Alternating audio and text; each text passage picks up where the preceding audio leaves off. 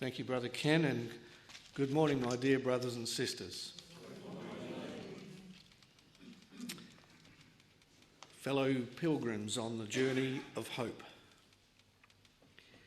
We've already seen, so this part will be quite easy for you to pick up. We've already seen at least twice the concern of the Apostle Paul for the Ecclesias that he established, that he wanted to go back frequently to those places and to strengthen them and build them up. We could almost skip that, but we do want to look at it a bit more carefully and understand how big an issue that was for the apostle and therefore how important it is for us too. The apostle was very desirous of strengthening all the disciples that he had become aware of. And so if we come to Acts 18 as a first example, verse 23. And after he had spent some time there, that's in Antioch, he departed and went over all the country of Galatia and Phrygia in order, strengthening all the disciples. And that's the lead into the chronological sequence that we're trying to follow as well, although that may not always be so obvious too, because I know I'm dealing with this subject much more thematically than chronologically, but believe it or not, there is a chronological sequence in what I'm saying. And we're picking up now this third missionary journey. It's an extraordinary journey for a number of reasons, because when we see that he has arrived at Ephesus in chapter 19, verse 1, he meets Apollos and so on, the story goes on there. But if you come a little further down to chapter 2, verse 8, there is a reference to how long he spent there in Ephesus. And he went into the synagogue and spake boldly for the space of 3 months. But then you come down to verse 10. This continued by the space of 2 years. And if you come over to chapter 20, verse 31, you will see that in all he spent 3 years at Ephesus. Therefore watch and remember that by the space of 3 years I ceased not to warn every one of you night and day with tears. This is the longest time Paul spent anywhere apart from his upbringing in Tarsus and his later time there after his conversion. Once he left Tarsus, if you wanted to say anywhere was his permanent abode or semi-permanent abode, it would be Ephesus. I've made the point, I think probably the first study, that Antioch became his kind of home. But in terms of length of time, Ephesus was the longest. And we've made the point, whether it be Iconium or whether it be Antioch or wherever, Corinth, that the impact he must have had for those extended periods would have been outstanding. Well, here we've run out of superlatives, or I have anyway. You kind of have to say, well, that 3 years would even be greater. I'm reminded of driving through the Rockies and looking at a mountain and going, wow, look at that fantastic view. And after about half a dozen of those, you just go, huh? Wow. There's no words left. It's just awesome scenery. And you cannot think of any more words to say. You've run out. And we need to think of it in that way, I believe, that the apostle probably it's difficult to get into his mind, is what I'm saying. We can read it, and it's a story that's straightforward. It's not a complicated story. But to try and understand how he felt about these disciples, one of the ways is to see that he was so anxious to build them up that in this instance in Ephesus he would spend 3 whole years there. And it's apparent too that he went around the surrounding area as well, as you can imagine you might. Wherever you happen to live, you would visit areas nearby as a matter of course. and you get to know people in a wider circle. But it's a bit more of an effort to go interstate, or and even more so to go overseas. And it's clear that the apostles did speak around the area of Ephesus in the province of Asia to some degree, whilst he was based in Ephesus. Well, after that period, we'll come back to that in a moment, the journey, as we described it, goes on.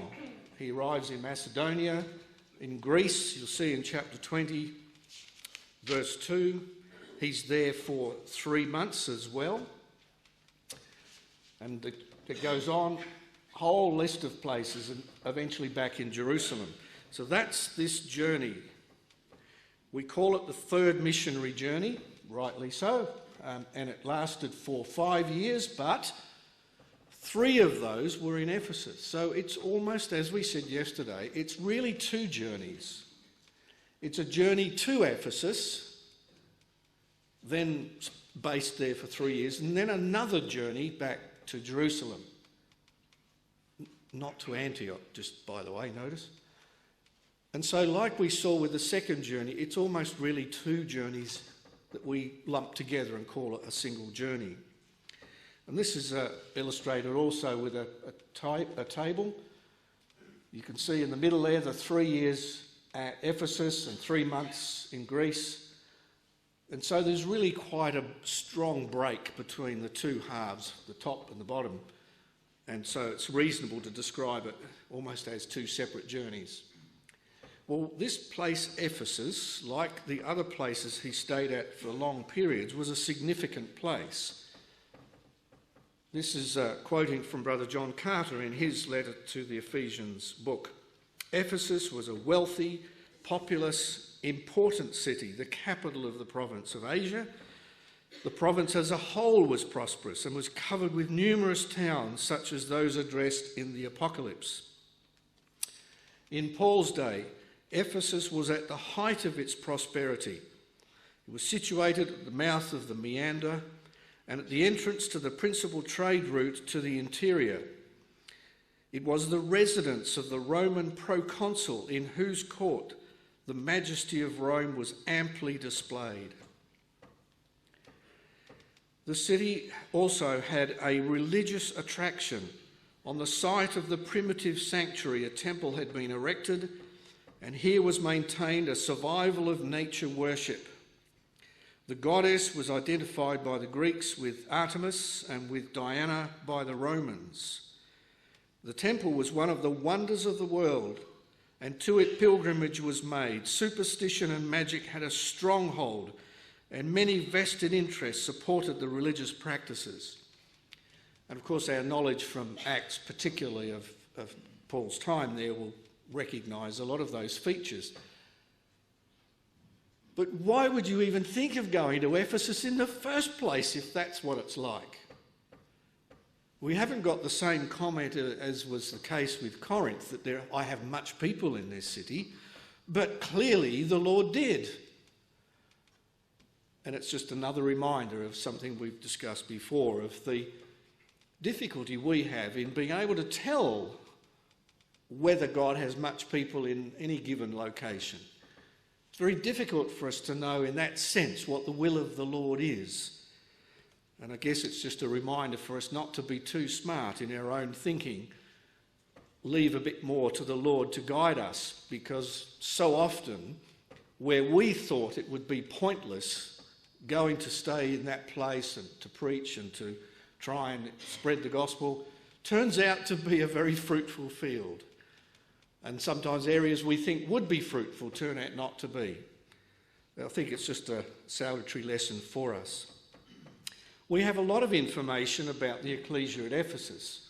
We've touched on most of these references in Acts, but just to remind you, he stopped there on his way to Jerusalem back in chapter 18. We've read about Apollos. We've now talked about his 3-year stay, and on his way back to Jerusalem, he meets the elders at Miletus. We also then find that others were involved in that ecclesia. Paul left Timothy there during his travels after his release from prison. We pick that up in 1 Timothy 1. And of course, Jesus wrote a letter to that ecclesia. in Revelation chapter 2. Clearly a very significant ecclesia. And why wouldn't it have been after 3 years of the apostles' work in that place, in building it up and establishing it? Well, we'll now expand beyond Ephesus. But I just want to show you one little snippet from this third journey.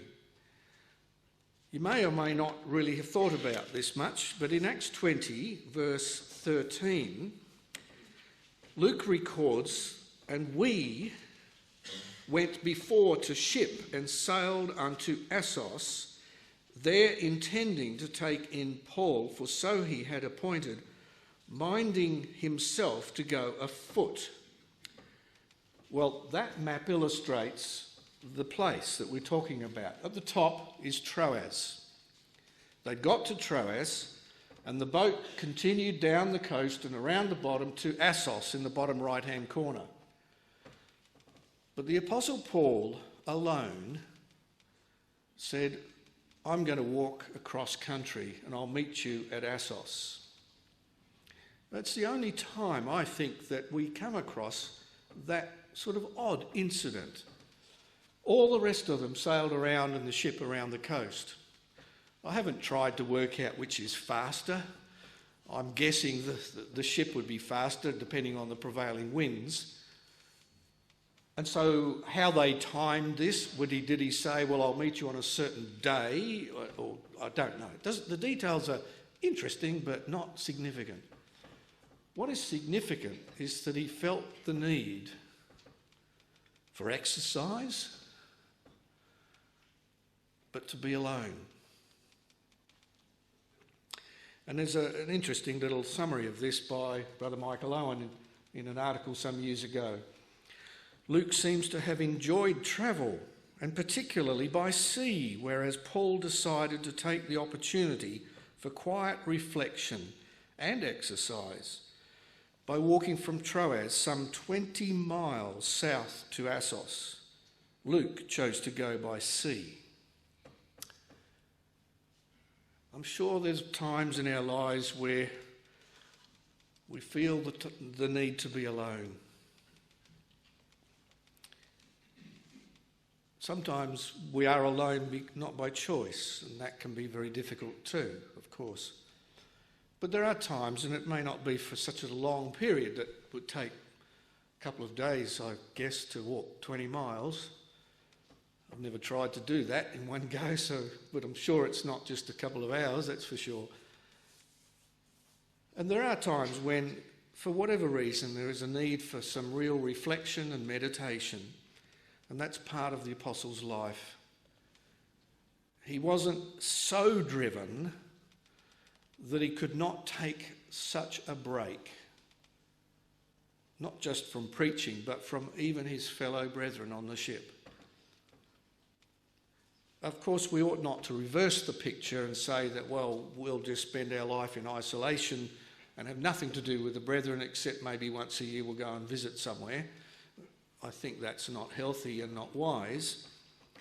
But clearly, even the apostle needed this little short period in his otherwise incredibly busy and compact life for quiet reflection.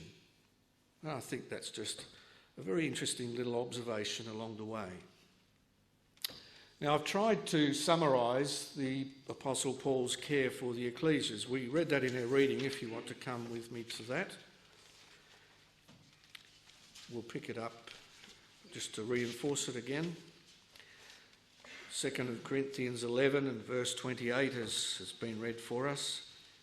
He says, beside those things that are without, that which cometh upon me daily, the care of all the Ecclesias. And we'll tease this out a little more. But first of all, after the first journey, the apostle wanted to go on his second journey, which we've covered previously. He wanted to see how they do. Having gone through the second journey and thinking about a third journey, we read that he wanted to strengthen all the disciples. And so twice, preceding the second and the third journey, You can see his desire, in particular in Galatia, because that's where he founded the first Ecclesias, to go back and to go back again. And that's a very powerful lesson for all of us, and we'll see that, how that relates to our own time as we develop this thought. But there are many other things the apostle did and says about himself that expand on this. So, for example, in this chapter, maybe not as obvious as the one in 1 Corinthians 4, but verse 2 we've already had reason to quote. He talks about espousing you to one husband. Well, who does that? Who espouses their daughter to a husband but the father? And we may not normally pick that out of that verse, but he is saying, I'm effectively your father. The ecclesia at Corinth, I'm your father. And so I'm espousing you, I have espoused you to Christ. So his view of his role, of his position and his relationship to these brethren was as a father. Towards the latter part of the chapter, of course, he talks about how much he had suffered for them. Not just those physical troubles that he experienced on behalf of all of the brethren, but in particular this care of all the ecclesias daily. We'll come back to that.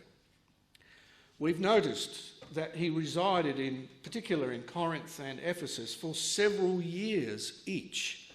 Such was his care and concern for them. He wrote 14 letters, and some others at least, that we haven't got in our scriptures, but which we can deduce. We've seen that he prayed for them frequently. They were always in his prayers. And he furthermore sent others to help them, Timothy and Titus, for example.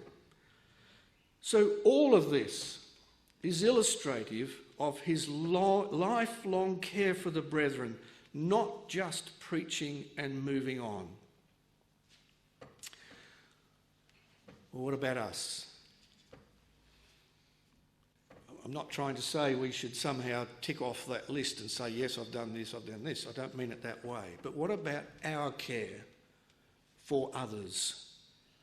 And not simply individuals. There's certainly a very important place for our care for individuals in need. But our thoughts this morning are not about the individuals. They are about the body of Christ, the ecclesia. What's our attitude to the whole body of Christ? What sort of concerns or caring thoughts do we have for the whole brotherhood? Or do in fact we think of the brotherhood as a whole much at all? Are we so preoccupied with our own lives and perhaps just our own ecclesia and maybe one or two others nearby? That's it as far as our thinking goes most of the time. Or are we so much more conscious of the fact that we are but a tiny part of this worldwide brotherhood? And all of those brethren and sisters, whatever country they're in and whatever colour their skin, whatever language they speak, are as close to us as the brother or sister sitting next to us here, in our minds. And many of us have travelled and visited places where we are able to meet with a few of these brothers and sisters. And I'm sure we've all found in those experiences this amazing sense of unity and of closeness with people we have never met, not even thought of. I haven't met all of you before, but there's a kind of semi-knowledge of each other. We kind of know of your ecclesia, or we may know someone else in your ecclesia, and there's a certain amount of ready familiarity here, isn't there? But if you go to some country where they don't look like you and they don't talk like you, there's a stronger sense of Christ has bridged the gaps that would otherwise be there between our cultures and theirs. And it really needs to be something, I think, very prominent in our thinking, in our prayers, in our discussion, in the way our ecclesia functions. And there are many ways that can be done. But one of the things I want to say to us, most of us, there's one or two here who are younger than me, so I can kind of, not entirely, but sort of drop them out of my comments here, although it's relevant really to everyone. We're all elders in the Ecclesia. We have a very special responsibility. It isn't simply that we've grown old. I know some of you don't like saying old. I'm quite comfortable with saying I'm old. I don't have a problem with that, but I know some of you are a bit sensitive about that. But so just forgive me if I might make you feel uncomfortable unintentionally. We've got to this stage. We've learnt a lot. We have learnt a huge amount through the scriptures, through life experience. Why? What are you doing with it? What was the point of all that? Simply so that you could die with a head full of knowledge? No. We're all here because we're elders in the Ecclesia of God. We have a great responsibility to act in our individual ecclesias, particularly as elders, and to do those things that elders should do. The apostle was clearly an elder. Okay, he had a special commission, and we cannot draw a perfect parallel between us and the apostle in that sense. But there's a few clues there, isn't there, about what elders are to do, what you and I must do. And we should all feel a little uncomfortable, I do, as to what extent am I even thinking about being an elder? Or have I got sucked into our Western culture and saying that, well, this time of life is where we sit back and enjoy the fruits of our labours, we take it easy, we buy a more comfortable lounge chair, whatever, because we've done the hard yards. Let the young ones pick this up. And I'm not trying to make too many allusions to last night, but on the serious side of last night, it should make us think a little, that it's clearly important for us to not only pass on the baton, which is a very apt analogy. That doesn't mean you say, well, I finally got rid of that job, I can sit back and relax. That isn't the idea. We ought to maintain, in fact, if you could think through this, even have more enthusiasm than we had when we were young. Because now we understand what we're enthusiastic about so much better. We ought to be so excited by the fact that we've matured to the degree we have, that we see things so much better than we did when we were 20 or 30 years old. Don't we? Sure we do. But what's the impression we give to our younger brothers and sisters? Do we have a rapport with them at all? Do we chat with the young brother after he's given a talk and give very constructive and tactful advice and support them, encourage them, give them as many roles as they can manage, bearing in mind they have a young family usually.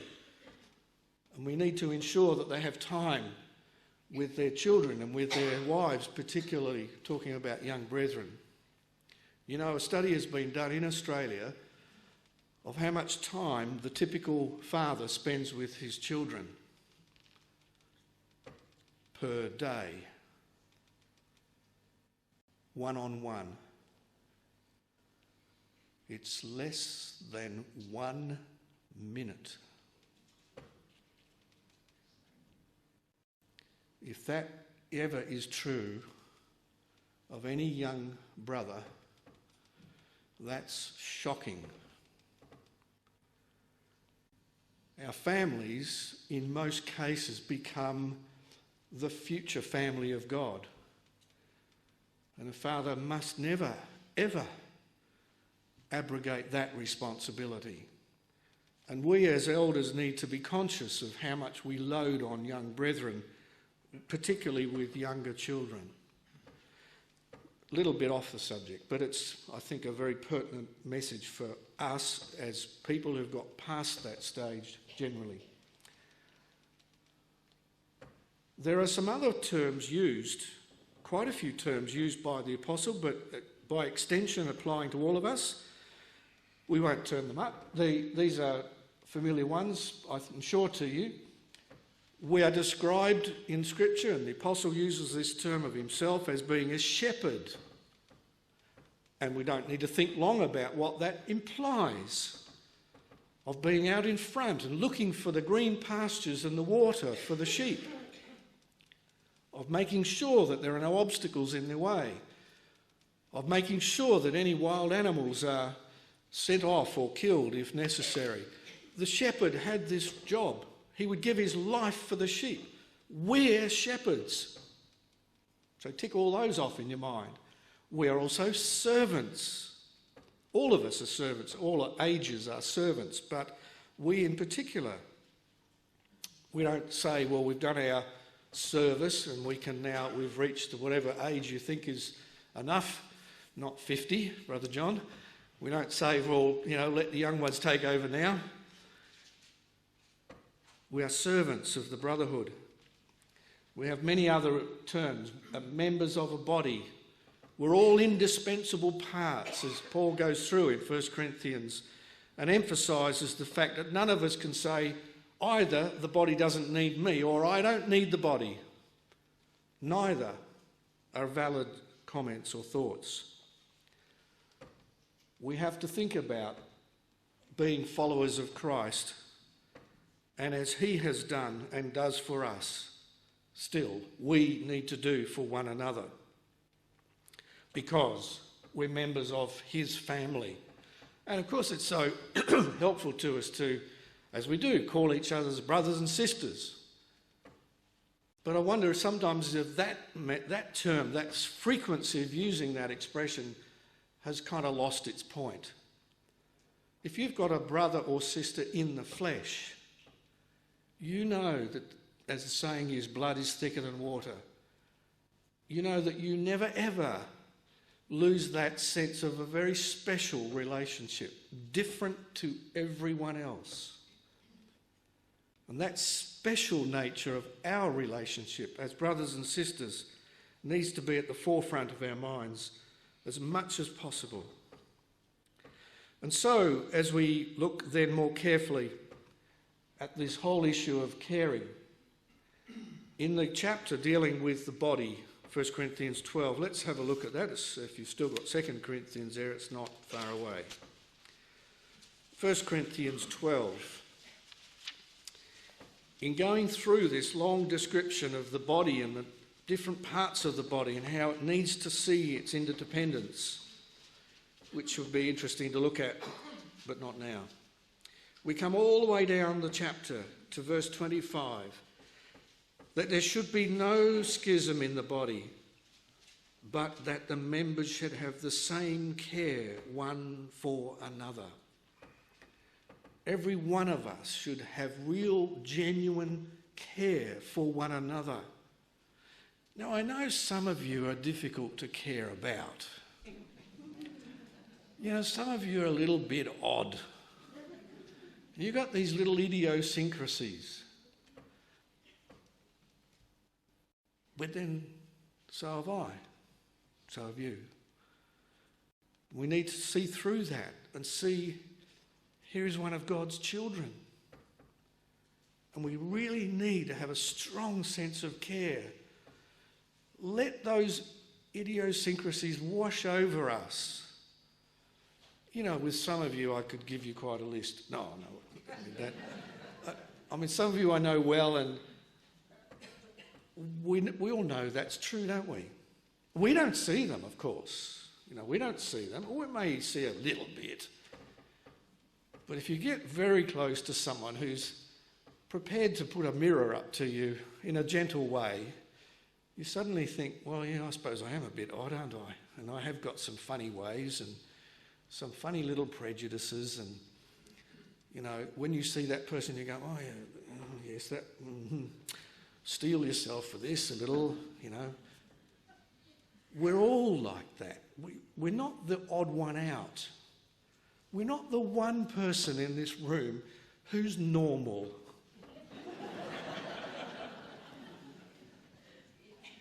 Because there's no such thing, really, is there? And somehow we have to ignore all that and have the same care one for another. Because it's the very epitome of family, of reflecting the way, as Brother John said so clearly today, the way God treated his people. People who didn't deserve any of the things that he did for them. In the face of their rebellion, he still blessed them. And that's the same care that we need to have for one another. When we've done things to one another that are offensive, upsetting, possibly unintentional, and who knows whether it was ever intentional or unintentional that someone said something to us that was very upsetting. How often have you done that? Blissfully ignorant, and the person's gone away deeply hurt, never said anything to you. I'm sure it's happened many times. We've all done it. But we have to see beyond those things. We have this absolutely beautiful statement about Timothy. Timothy will naturally care for your state. Wow, wouldn't that be lovely if we knew that's how the Lord saw us?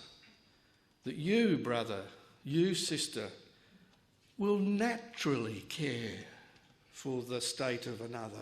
What a beautiful thing that is. May that be so of all of us. But while we're talking about caring, there are things we're told not to care about. Don't care about this world. Don't care about this life. Don't care about tomorrow. Don't care about anything. And there, of course, the emphasis is on worry and anxiety. Sometimes we stick little cartoons on the fridge out of the newspaper or wherever. And some years ago we had a cartoon of husband and wife, or father and mother to make it even more clear. And the father says to the mother, you know, why are you worrying so much? And she says, because I'm a mother, it's my job.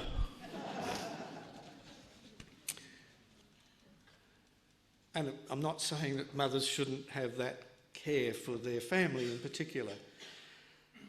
But it's hard, isn't it? It's really hard not to worry. It's extremely difficult to cast all your care upon the Lord, for he careth for you. And it isn't because we don't trust him, I don't think. I think it's simply because we're weak. We're acutely conscious that there's so many things that we wish we could control, but we can't. And we worry and we lose sleep and we wet our pillows with our tears because we're worried. And I don't think we'll ever escape that until we're immortal. But we do at times need to somehow pull ourselves back from that and be a little more reflective about ourselves. Be conscious of the fact that we are in God's care and that we too care for one another. And we've addressed that a little bit previously, particularly talking about prayer and praying for others and telling them so. Because these are all ways of showing that we do care and that God cares. And we will all be caring for you and endeavour to help you and support you in your time of need. Now, I want to give a few examples or illustrations of all of this. Some of you will be well aware that Brother Robert Roberts had some very good points and some very bad points. One of his bad points was money. He was hopeless. And it's well written up. He acknowledges it all in great detail in his biography and in other material that we can read in copies of the Christadelphian of over 100 years ago. Hopeless with money. And perhaps you might think of some other things that you might not think he was perfect in, but I want to just focus on that just for a moment. He invested his money and encouraged others to do so too in schemes that came to an absolute disaster, where they lost the lot. Not once, but again. And it would have been a third one if the brethren at Birmingham hadn't got him in a corner, so to speak, and just said, you must never, ever have anything more to do with handling money and recommending what people do with money. And he acknowledged the wisdom of their advice and agreed not to get involved in anything like this ever again. And you know the reason he came to Australia? Was very much tied up with that problem. There were two reasons in effect, but they're linked. One was because he was an incredibly sick man. He was very sick, in fact died at 59. Many of us are quite a bit older than that. And he did it because he got sick with distress and worry and disappointment. And with good reason, in the sense that he had dealt with some extraordinarily distressing situations, and it affected his health. And one of those complicating factors was the disasters that he got involved in financially as well. And you might think, well, surely somewhere in his earlier part of his life he would have figured out that he wasn't good with money. Or even others might have suggested that much earlier. Why did it get to such a huge scale, not once but twice and almost 3 times? And it's interesting, I think, just to read what his motive was. He wanted to get this money because he wanted to fund the Jewish colonisation of the Holy Land, was to be helped, as no Gentile and no Jew after the flesh either feels moved to help it. The truth was to be published both by lecture and literature as it has never been in this generation. The poor were to be helped as never in our age has been possible. Every grievous load among the brethren under which private hearts are bleeding was to be undone. An institution for the annual recuperation of the ailing by a 3 weeks free stay, to which railway fare would be paid to and from, was to be provided.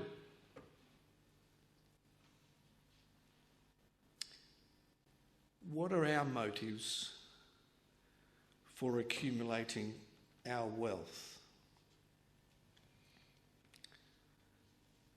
Few of us probably could say even one of those was our motive.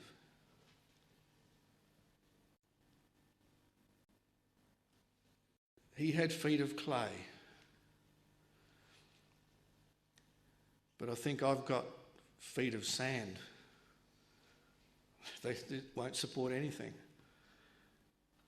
I don't have those motives for what I have, and I suspect either none or perhaps few of you do. All of his care was for both natural Israel and spiritual Israel. If you read through all of the writings of Brother Roberts, as I've done recently, every article, every editorial, every news item for the whole of his life, it becomes very clear that the overwhelming desire in his heart was to help his brethren, not merely by lecturing, not merely by writing wonderful and profound articles on some scriptural topic, but month after month after month he talks about this brother or this sister or this family who are destitute, and appealing for the brethren to contribute donations to help them. And you may well be aware that his own life was one where he never owned a house. In fact, That's not quite right. He did own a house. It was given to him by a brother for nothing. It was Brother Firth in Melbourne. Gave him, free of charge, Orient House, which is just still standing. I went and had a look at it earlier this year, and it's in a pretty poor state of repair. Might not last much longer. But he never bought it, never had, as it were, 2 cents to rub together. Because whatever he did have, it was all used for the benefit of others. An extraordinary man in that respect. His care was for others at his own expense, not just financially expense either. Now our reading was, as we just saw a moment ago, 2 Corinthians 11. And you may have picked this up, but let's just make sure we don't miss it. Verse 28 said, 2 Corinthians 11 verse 28, beside those things that are without, and he's given us a long list of all these things that were without, all the privations that he went through. He says, beside all that, that which cometh upon me daily, the care of all the Ecclesias. Now here's an interesting comment. I could do no better than just quote it from Brother Peter Watkins on this very point. We can all readily understand how these things that we've just read about would be painful to bear, each one of them a deep affliction. But there is one of them which Paul mentions amongst his afflictions, which many people simply would not be able to understand. Quoting, beside those things which are without, that which cometh upon me daily, the care of all the churches, verse 28. One gets the impression that this was the more grievous burden.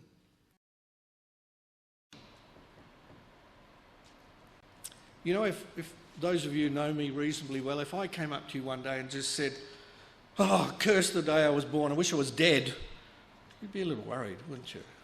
A little anxious. Think, oh, goodness me, what's gone wrong and what's he thinking? That's an awful thing to say. You might even say that's actually a very sinful thing to have said. What would you have said after that experience that Job had? And of 7 days sitting on this pile of rubbish and scratching yourself and starting to think, what is going on? I don't blame him one bit for this outburst, and it goes on and on and on through this whole chapter.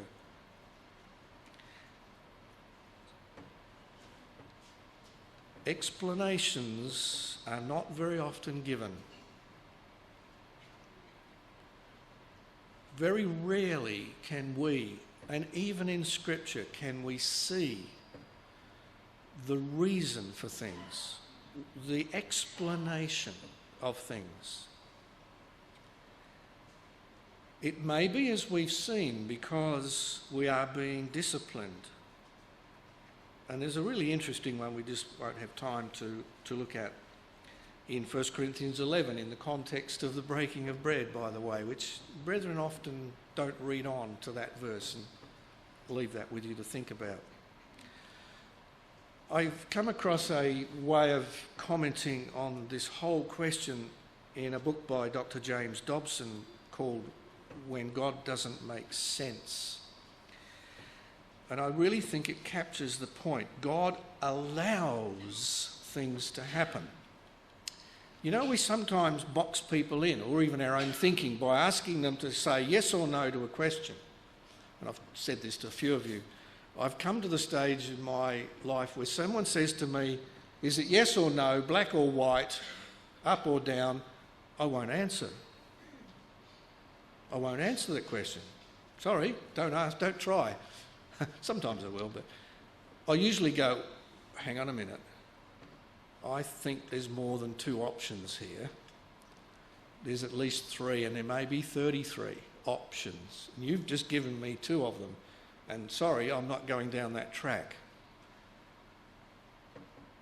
And the 2 options we sometimes put up, God either made that happen or he had nothing to do with it. Which is it? And my answer is it's neither. in many cases. In some cases, of course, it is those. Although God had nothing to do with it, that's not really a very accurate statement in itself, is it? Because we saw that on our first study with providence. God is in control of everything. God sends the rain. Oh, no, he doesn't. I know better than that. Science has taught me that, wait a minute, the Bible says God sends the rain. Do you believe it or don't you? Leave that with you. God allows things to happen. And I think that's a really helpful way of getting the balance right. God hasn't gone off like Baal hunting and you have to yell to get him back. He hasn't gone to sleep and you have to shout louder and louder to wake him up, as it was on Mount Carmel. That's not what our God's like. He doesn't slumber or sleep, ever. So he's intimately involved and he will allow many things to happen. And if he chooses to, he can disallow them to happen. And occasionally he clearly does. That's what a miracle is. He disallows things. But allowing means he's still involved. And it's okay as far as his purpose is concerned to allow that to happen. And I think that's a helpful way to define what God is doing very much of the time. And it's in chapter 3 here where we have at least 5 why to God from Job. Do you do that? You ever done that? Sure you have. Why is this happening? Why can't that be done? Why? We don't often get answers in the specific sense that we would wish. There are times, as I've alluded to, where it's difficult to be rational, to think beyond the pain, especially when under severe stress. And I read a book about suicide because I needed to think about that with some suicides that occurred amongst families that I know. And I read one very interesting comment about suicide from someone who had attempted it and failed. They said, I didn't really want to die. I just wanted to end the pain. And I think that's a really significant insight. That's what Job's saying. I don't actually want to die. It's not death that is somehow attractive in itself. I'd love to live on in reasonable health, but I'm under such incredible stress and pain and anguish. The only way I can see to stop this is to die. If there was another way, I'd go that way in preference, but I can't see any other way. And so I'd really love the clock to turn back and I'd never been born, and I would never have to worry about this problem. It's not easy to think rationally under that extreme condition, and that's exactly the condition that Job is in. We need to also be very clear that God is never enticing us to sin. He is not doing anything to make us fall. He's not doing anything to make us stumble. So if we do, we can't blame him for that. And of course, we're told very plainly in Scripture more than once, that one's in 1 Peter 1, that he will frequently test our faith. You can never say to God in a prayer, well, you can, but there's no point. Should never say to God in a prayer, will you please back off and ease up on the trial of my faith, the testing of my faith? I'd like a break, thanks. No, never happen. Don't even think about it. Well, as we've picked up in our story earlier, Paul's been through a great deal of suffering. He was released, but he's now back in prison. Here he is back in prison, writing to Timothy, and that situation would not have been easy or comfortable, and we don't know how long for, perhaps a year, or who knows, might have even been another one of those 2-year periods that we've seen already. And so we come to 2 Timothy, his last words.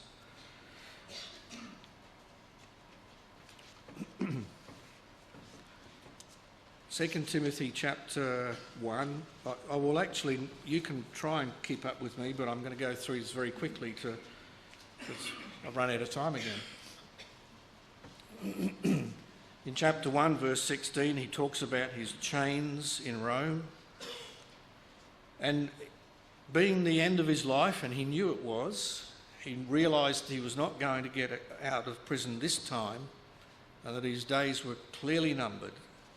And so reflecting back over his whole life, he talks about the need for us all to endure hardness, to suffer trouble, to endure afflictions.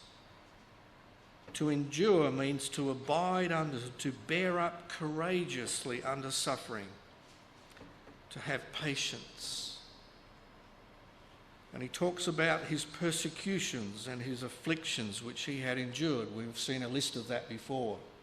He says he is ready to be offered, that he's in effect already being poured out as a drink offering.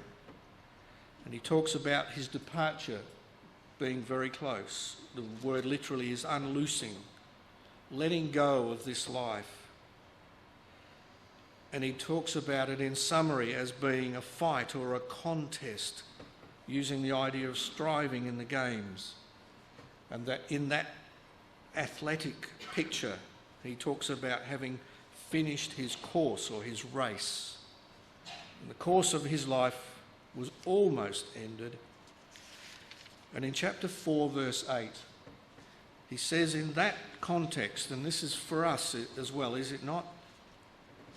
That when we ponder not just his life, but our life, our thoughts go to the future more and more, don't they? Don't they? The past is slipping away. There's not as much left ahead as there was once. And so we think more, for various reasons, about the appearing of our Lord. Perhaps it's to end our suffering, whatever. And we need to clearly have not just a sense of that will be a relief and it will be good for the planet or whatever, but we love it. We just love it. We can't wait until that day comes. If only he would come today. If only I didn't have to think about tomorrow and the next day. If only he would come right now. But you know, some of us actually don't feel that way. Some of us are afraid of the coming of the Lord. And it often is older people. And some of you are aware, because I've mentioned it to you and you've agreed, that sometimes people in our nursing homes are actually afraid of dying. I was discussing with a sister, a very elderly sister, in our nursing home recently, and she said, we were talking about the coming of Christ, and she was excited in one sense by it, and she said, "Oh, but I'm really worried about the sins of my youth." And I said, "But they've all been washed away." She said, "Oh, do you think so?" "Yes," I said. Isn't it curious that some of us still are worried about our sins? Well, that's a big subject. We can't go there now.